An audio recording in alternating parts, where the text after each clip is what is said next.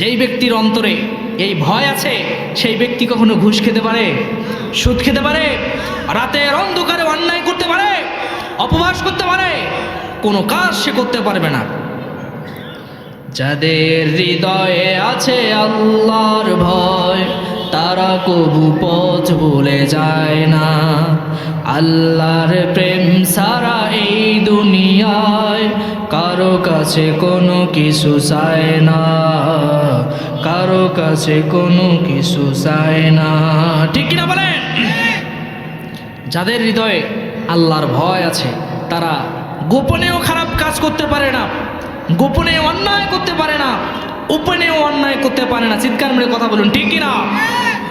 এ কোরআনে কারিম দ্বারা ওমর ফারুক রাদিয়াল্লাহু আনহু যখন রাষ্ট্র শাসন করা শুরু করে দিলেন, 2 বছর, 4 বছর, 5 বছর, 7 বছর যখন চলে যায়, ওমর ফারুক রাদিয়াল্লাহু আনহু চিন্তা করলেন যে কোরআন দ্বারা আমি বহু বছর থেকে এই 12.5 লক্ষ বর্গ মাইল রাষ্ট্র শাসন করতেছি, আসলে আমার দেখা উচিত এ কোরআনে কারিম কতখানি মানুষের অন্তরে গেঁথে গেছে, এই কোরআন খানা কতটুকুন মানুষের অন্তরে জায়গা করে নিতে পেরেছে, এই পবিত্র কোরআন দ্বারা কতগুলো মানুষ নিজেদেরকে শুধরে নিতে পেরেছে, এ কোরআনে কারিম দ্বারা কতগুলো মানুষ হেদায়েত পেয়েছে, কতগুলো মানুষ বিভ্রান্ত হয়ে গেছে। এটা দেখার জন্য ওমর ফারুক রাদিয়াল্লাহু আনহু একটু ছদ্মবেশ ধারণ করলেন। আসতে বলেন, কি ধারণ করলেন? কথা হয় না, আরো জোরে বলেন, কি ধারণ করলেন? ছদ্মবেশ ধারণ করলেন। ছদ্মবেশ ধারণ করার পরে ওমর ফারুক রাদিয়াল্লাহু আনহু বের হয়ে গেলেন। দেখি তো কার অন্তরে কতটুকুন কোরআন ঢুকতে পেরেছে, কে কতটুকুন হেদায়েত লাভ করতে পেরেছে, কে কতটুকুন আত্মার তাসাউফ আত্মশুদ্ধি করে নিতে পেরেছে। ওমর ফারুক রাদিয়াল্লাহু আনহু যখন চলে গেলেন বের হয়ে, কিছু দূর পথ অতিক্রম করার পরে পাহাড়ের পাদদেশের মধ্যে দেখতে পেলেন একজন রাখাল পাহাড়ের পাদদেশে সবুজ বিস্তীর্ণ ঘাসের উপরে উট আর দুম্বা চড়াচ্ছে। আসতে বলুন, কি চড়ায়? আপনার রাখাল চিনেন?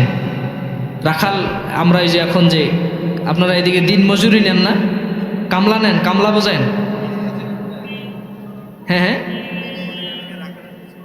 আছে, সুবহানাল্লাহ, মিলে গেছে, বেঁচে গেলাম, সুবহানাল্লাহ বলেন।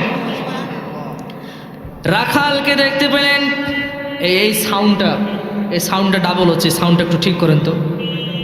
ইকু এটা কমান, ইকু কমায় আর রিভাব দেন। হযরত ওমর ফারুক রাদিয়াল্লাহু আনহু দেখতে পেলেন একটা রাখাল উট আর দুম্বা চড়াচ্ছে। রাখালের কাছে গিয়ে সালাম দিলেন, আসসালামু আলাইকুম রাখাল ভাই। রাখাল উত্তর দিলেন, ওয়ালাইকুম আসসালাম। উত্তর দেওয়ার পরে ওমর ফারুক রাদিয়াল্লাহু আনহু বলছেন, রাখাল ভাই, আমি বহুদূর পথ অতিক্রম করে এসেছি, অনেক দূর থেকে আমি হেঁটে হেঁটে সফর করে এসেছি, আমি বড় তৃষ্ণার্ত, আমি বড় ক্ষুধার্ত হয়ে গেছি। রাখাল ভাই, আপনার ওই উট আর দুম্বাগুলো থেকে এক পেয়ালা দুধ আপনি আমাকে দহন করে দেন, যেই উটের আর ছাগলের দুধ খেয়ে পরে আমি আমার তৃষ্ণা নিবারণ করব। সুবহানাল্লাহ বলেন। আরে কথাই তো হচ্ছে না, চিৎকার মেরে বলেন সুবহানাল্লাহ। রাখাল মুস্কি মুস্কি হাসে। ওমর ফারুক রাদিয়াল্লাহু আনহু বলছেন, রাখাল, আমি তো তোমার কাছ থেকে এক পেয়ালা দুধ চেয়েছি, তুমি হাসো কেন, মানেটা কি? রাখাল চিন্তা করে, রাখাল বলছে, পথিক, আপনাকে আমি দুধ দিতে পারি, শর্ত আছে। আপনাকে আমি দুধ দিব কিনা এর কোনো নিশ্চয়তা নাই, কিন্তু ততক্ষণ পর্যন্ত আপনার সঙ্গে আমি এ বিষয়ে কথা বলবো না যতক্ষণ পর্যন্ত আপনি আমার কাছে আপনার পরিচয় দেন নাই। সুবহানাল্লাহ বলেন। পরিচয় ছাড়া আপনাকে আমি দুধ দিতে পারবো? আপনার পরিচয় কি? আপনি কোথা থেকে এসেছেন? আপনার আইডেন্টিফাই কি? আমার কাছে সেটা ক্লিয়ারেন্স দেন। আপনার পরিচয় আমার কাছে প্রকাশ করুন, তারপরে আমি ভেবে দেখব দেওয়া যায় কিনা। এ কথা বলার পরে ওমর ফারুক রাদিয়াল্লাহু আনহু বলছেন, রাখাল ভাই, ডিস্টার্ব করা যাবে না। ওমর ফারুক রাদিয়াল্লাহু আনহু চিন্তায় পড়ে গেছেন। ওমরে ফারুক রাদিয়াল্লাহু আনহু কি পরিচয় দিবেন তিনি ভেবে পাচ্ছেন না। তিনি তো ছদ্মবেশ ধারণ করেছেন মানুষদেরকে জাস্টিফাই করার জন্য, মানুষদেরকে দেখার জন্য। আসলে তিনি যদি এখন পরিচয়টা তার দিয়ে দেন আমি হযরত ওমর, তাহলে কি কোনো খেলা হবে নাকি বলেন? আমার কথা বুঝতেছেন আপনারা? ওমর যদি বলে আমি ওমর, পরিচয় যদি দিয়ে দেয়, তাহলে কি খেলা জমবে? সব গোমর তো ফাঁস হয়ে গেল, তাই না? ওমরে ফারুক রাদিয়াল্লাহু আনহু চিন্তায় পড়ে গেলেন। এমতো অবস্থায় আল্লাহর কোরআনে কারিম ডাক দিয়ে বলে, ওমর তোমার পরিচয় তুমি ওমরে ফারুক, এটা তোমার পরিচয় নয়। তোমার পরিচয় তুমি এই 12.5 লক্ষ বর্গ মাইলের প্রেসিডেন্ট, এটা তোমার পরিচয় নয়। তোমার পরিচয় আমিরুল মুমিনিন খলিফাতুল মুসলিমিন, এটা তোমার বড় পরিচয় নয়। তোমার পরিচয় হলো আল্লাহ রাব্বুল আলামিন কোরআন থেকে জানিয়ে দিচ্ছেন, মিল্লাতা আবিকুম ইব্রাহিমা হুয়া সাম্মাকুমুল মুসলিমুন। হযরত ওমর রাদিয়াল্লাহু আনহুকে আল্লাহ রাব্বুল আলামিন জানায়া দেন, ওমর কোরআনে তোমার পরিচয় দেওয়া আছে মিল্লাতা আবিকুম ইব্রাহিম হুয়া সাম্মাকুমুল মুসলিমুন। তোমার সবচাইতে বড় পরিচয় হলো তুমি মুসলমান। সুবহানাল্লাহ বলেন। আমাদের সবচাইতে বড় পরিচয় কি বলেন তো? আমরা মুসলমান। আমাদের পরিচয় কি? আমরা মুসলমান। ওমরে ফারুক রাদিয়াল্লাহু আনহু বলছেন, আকাল ভাই আমি মুসলমান। আল্লাহ বলছেন মিল্লাতা আবিকুম ইব্রাহিম হুয়া সাম্মাকুমুল মুসলিমুন, আমি মুসলমান। সুবহানাল্লাহ বলবেন না? রাখাল মুস্কি মুস্কি হাসে। ওমরে ফারুক রাদিয়াল্লাহু আনহু বলছে, রাখাল ভাই তুমি তো পরিচয় চেয়েছো, আমি পরিচয় দিয়ে দিলাম, এখন তুমি আবার হাসো কেন? ব্যাপারটা তো বুঝলাম না। রাখাল বলে, ভাই আপনি তো বলেছেন আপনি মুসলমান, কিন্তু আপনি বলুন তো আপনি খাঁটি মুসলমান না ভেজাল মুসলমান? আপনি কি আসল নাকি নকল? ওমরে ফারুককে প্রশ্ন করেছে কে? রাখাল বলছে, আপনি যে বললেন আপনি মুসলমান, আচ্ছা আপনি বলুন তো আপনি কি আসল মুসলমান নাকি নকল মুসলমান? সুবহানাল্লাহ বলবেন না? এ কথা বলার পরে ওমরে ফারুক রাদিয়াল্লাহু আনহু বলছে, রাখাল ভাই আমি মুসলমান, আমার পরিচয় দিলাম, কিন্তু এখানে আসল আর নকল মুসলমানের পার্থক্যটাকে আমি তো আসলে বুঝতে পারলাম না। ওমরে ফারুক রাদিয়াল্লাহু আনহু যখন এই কথা বলেছেন, রাখাল ডাক দিয়ে বলে, ভাই আসল মুসলমান যে, আসল মুসলমান যিনি, যার তার কাছে চান না তিনি। সুবহানাল্লাহ বলেন। আসল মুসলমান যে হবে মানুষের কাছে সে চাইতে পারে না। আসল মুসলমান কেবলমাত্র শুধুমাত্র চাইতে পারে কার কাছে? কার কাছে? আপনারা কার কাছে চাবেন? আল্লাহর কাছে চাইতে হবে। আসল মুসলমান যদি আপনি হতেন, আপনি আমাকে বলতেন না, আপনি আল্লাহকে বলতেন। সুবহানাল্লাহ বলেন। এ কথা যখন বলেছেন, ওমরে ফারুক রাদিয়াল্লাহু আনহু বলছে, ভাই আসলেই আমার ভুল হয়ে গেছে, আমি বুঝতে পারি নাই, আমাকে আপনি মাফ করে দেন। আসলে চাওয়ার ব্যাপারে আমি ভুল করে ফেলেছি, আপনি আমাকে মাফ করে দেন। রাখাল ডাক দিয়ে বলে, ভাই আপনি যেহেতু ভুল স্বীকার করে নিয়েছেন, ভুল যদি আপনি স্বীকার করেন তাহলে পরে আল্লাহ রাব্বুল আলামিন আপনার জন্য তওবার দরজা খুলে দিয়েছেন। সুবহানাল্লাহ বলেন। আল্লাহ রাব্বুল আলামিন বলেন, কুল ইয়া ইবাদিয়াল্লাযীনা আসরাফু আলা আনফুসিহিম লা তাকনাতু মির রাহমাতিল্লাহ ইন্নাল্লাহা ইয়াগফিরুয যুনুবা জামিআ ইন্নাহু হুয়াল গফুরুর রহিম। রাখাল বলছেন, ভাই যেহেতু আপনি ভুল স্বীকার করে নিয়েছেন, সেহেতু আপনার জন্য আল্লাহর তাওবার দরজা খোলা আছে, আল্লাহর কাছে আপনি তাওবা করেন। এ কথা যখন বলেছেন, ওমরে ফারুক রাদিয়াল্লাহু আনহু মনে মনে বলে, রব্বুল আলামিন তোমার কোরআনের আইন এত সুন্দর, এত সুন্দর, যদি কোরআন দিয়া সমাজ পরিচালিত হয়, যদি কোরআন দিয়া রাষ্ট্র পরিচালিত হয়, তাহলে পরে রাষ্ট্রের প্রেসিডেন্ট ওমরে ফারুকের ভুল একজন সাধারণ রাখাল ধরতে পারে। সুবহানাল্লাহ বলেন। যদি তোমার কোরআন দিয়া রাষ্ট্র পরিচালনা হয়, তাহলে আমি প্রেসিডেন্ট, আমি ভুল করলে আমার সমাজের মানুষেরা আমার ভুল ধরে। সুবহানাল্লাহ বলবেন না? আমাদের বাংলাদেশের অবস্থা কি তাই না? আমাদের সরকারের বিরুদ্ধে তার ভুল হলে যদি আমরা সেটার বিরুদ্ধে কথা বলি, তাহলে পরে আমাদের মুখে লাগাম লাগিয়ে দেয়। কথা বলেন ঠিক কিনা? জেলখানা, হামলা মামলা, আয়নাঘর, জুলুম, নির্যাতনার রিস্ট্রিম রুলার আমাদেরকে দিয়ে ধ্বংস করার চেষ্টা করে। কথা বলেন ঠিক কিনা?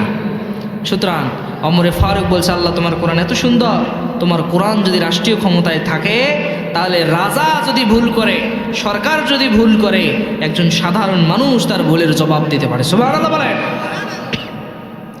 ওমরে ফারুক রাদিয়াল্লাহু আনহু বলছেন, ভাই আপনি এবার তওবা পড়েন। ওমরে ফারুক রাদিয়াল্লাহু আনহু বলছেন, ঠিক আছে আমি তওবা পড়ছি। রাখাল ডাক দিয়ে বলে, না না, আপনি তো মূর্খ মানুষ, আপনি তো তওবা করতে পারবেন না। রাখালের কথার ওমরে ফারুক রাদিয়াল্লাহু আনহু জবাব দিলেন, রাখাল আমি আসলে কি মূর্খ আমি তা করলাম বলো, আমার মধ্যে তুমি কি মূর্খতার পরিচয় পেয়েছো? রাখাল ডাক দিয়ে বলে, ভাই আপনি এমন ভুল করেছেন, চাওয়ার ব্যাপারে যে ভুল করে মানুষ, সেই ভুল সে যত বড় শিক্ষিত মানুষ হোক না কেন, যত বড় মাপের মানুষ হোক না কেন, আমার আল্লাহর খাতায় ওই ব্যক্তি একদম মূর্খ। সুবহানাল্লাহ বলেন। চাওয়ার ব্যাপারে যে সতর্ক নয়, সতর্কতা অবলম্বন করে না, সে যত বড় শিক্ষিত হোক না কেন, আমার আল্লাহর কাছে হলো মূর্খ। যখন এ কথা বলেছেন, ওমরে ফারুক রাদিয়াল্লাহু আনহু বলছেন, ঠিক আছে রাখাল ভাই, এবার তাহলে তুমি আমারে তওবা পড়াও।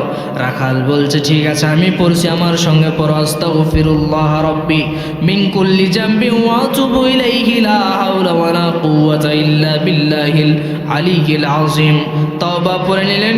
তওবা পড়ার পরে ওমরে ফারুক বলছেন, রাখাল ভাই আল্লাহর ওয়াস্তে এবার আপনি আমাকে এক পেয়ালা দুধ দেন।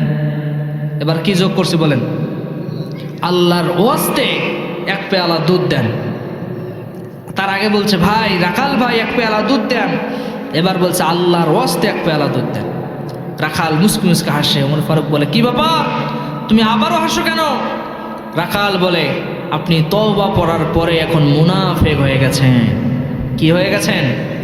মুনাফিক হয়ে গেছেন। ওমরে ফারুক রাদিয়াল্লাহু আনহুর চেহারা মোবারক রক্তের মতো লাল টিসটিস হয়ে গেছে রাগে। ওমরে ফারুক রাদিয়াল্লাহু আনহু বলে, রাখাল কি ব্যাপার, তোমার মুখে যা আসে তাই তুমি কিভাবে বলো? একবার আমাকে তুমি বললা আমি নাকি ভুল করেছি, তওবা পড়াইছো, মূর্খ বলেছো, আবার কিভাবে তুমি আমারে মুনাফিক বলো? এবার আমারে বলো কি কারণে তুমি মুনাফিক বলছো? মানুষকে কাফের বলা সহজ, কিন্তু মুনাফিক বলা বড্ড কঠিন।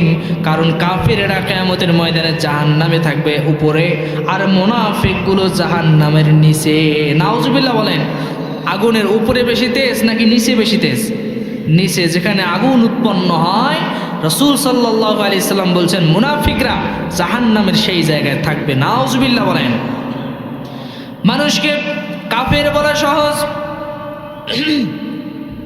কিন্তু মুনাফিক বলা বড্ড কঠিন।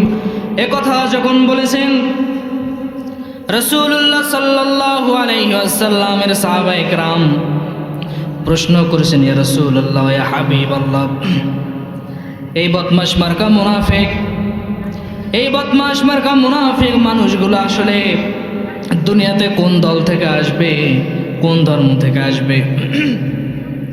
রাসূল সাল্লাল্লাহু আলাইহি ওয়াসাল্লাম বলেন, হিন্দুদের কোনো মুনাফিক নাই, কাফিরদের কোনো মুনাফিক নাই, ইহুদি খ্রিস্টানদেরও কোনো মুনাফিক নাই, কিন্তু এই মুনাফিক মার্কা মানুষগুলো জন্ম নেবে মুসলমানদের ভিতর থেকে। নাউজুবিল্লাহ বলেন। মুনাফিকরা কোথা থেকে জন্ম নেবে? আমাদের মতো মুসলমানদের মধ্য থেকে। রাসূল সাল্লাল্লাহু আলাইহি সাল্লাম কথা বলেছেন।